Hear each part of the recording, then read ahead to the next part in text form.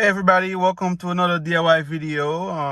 Ellie here. Quickly, I have this 2005 Honda CR-V here. I got let me show you.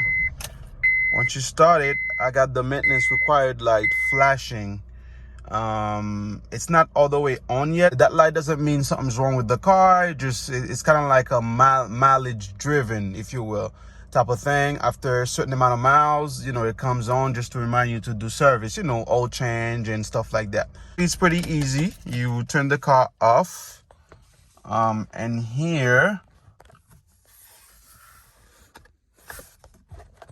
you see this button right here. Here, let me put the camera here so you can see it. You're going to push it and you're going to hold it while you start the car. You're going to hold it there.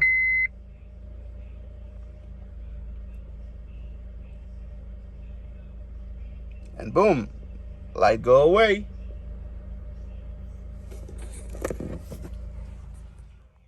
All right, so now let's start it to see if the light still blinks. Starts, and it went away. Look at that. This is basically all you do.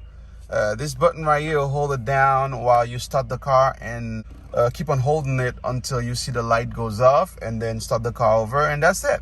Very short video, just showing you, how to just do this without going to a dealership. If you're able to change your oil by yourself, or if you got to change somewhere where they didn't reset the maintenance required light. Thank you so much. See you on the next video. Bye-bye.